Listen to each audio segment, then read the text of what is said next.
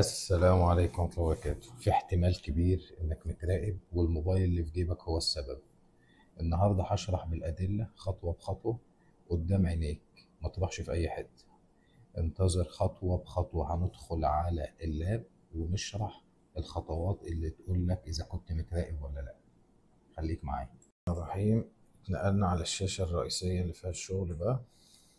الموقع ده هسيبه لكم، اسمه haveibeenbound.com. تمام. حضرتك بتدخل الايميل بتاعك هنا. انا هجرب ايميل تيست كده عشان اوريكم ايه المشكلة اللي ممكن تحصل. بس حضراتكم بتدخل ايميلك @gmail.com، اي ايميل. تعمل تضغط على باونت، يقعد يحمل شوية كده. شايف بيقول لك او نو باونت، في مشاكل عندك كده. في ده كل المواقع اللي اخترقت ايميلك وبياناتك عنده. ان شاء الله بإذن الله ما تلاقوش حاجة تضركم. لو لقيت الموقع أخضر أو مفيش علامة حمراء يبقى الموقع في أمان ومتحقق من خطوتين، ودايما بيغيروا الباسوردات زي ما قلنا في الفيديوهات اللي قبل كده. طيب لو لقيت لا قدر الله إيه الموقع عندك فيه مشكلة وظهر باللون الأحمر كده، هتعمل إيه؟ هتدخل على الإيميل بتاعك، تخش على ده إيميل الشخصي، تخش على مانج يور، فهيظهر لك بالشكل ده. في مشكلة بس في الإنترنت. هيظهر لك في الشكل ده. تدخل على security. تمام.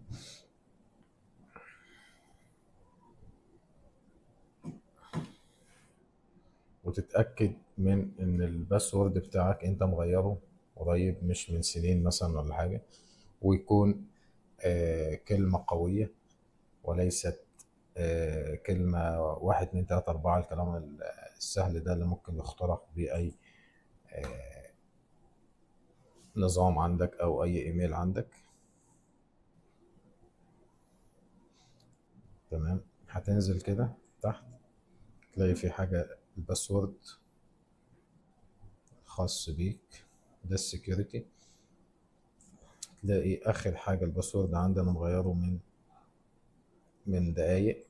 تضغط على الباسورد عندك، تشوف انت مغيره في سنة كام مثلا، وتدخل كلمة المرور الجديدة، وتكون قوية جدا، يعني تكون فيها كابيتال وسمول وحروف وأرقام ورموز، بحيث وتكون أكتر من 12 كلمة ورقم عشان تقدر تغير بشكل صحيح وتحمي نفسك من الاختراقات. دي أول حاجة هتعملها.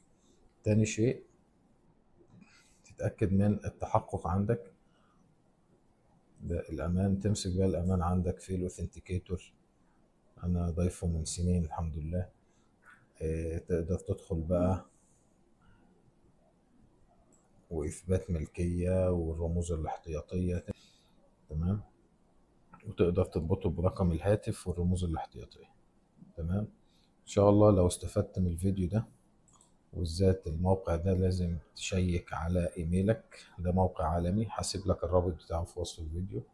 ان شاء الله لو استفدت من الفيديو يا ريت ما تنسناش بلايك واشتراك في القناة عشان نعمل سلسلة قوية. لو انت منتظر اخطر من كده، ان شاء الله الفيديو القادم هنعمل سلسلة متكاملة بإذن الله لحمايتك واختراقك من أي تصيد احتيالي بإذن الله. ازاي تتجنب أي نقطة فيها احتيال ليك أو أصحابك أو أهلك أو حبايبك.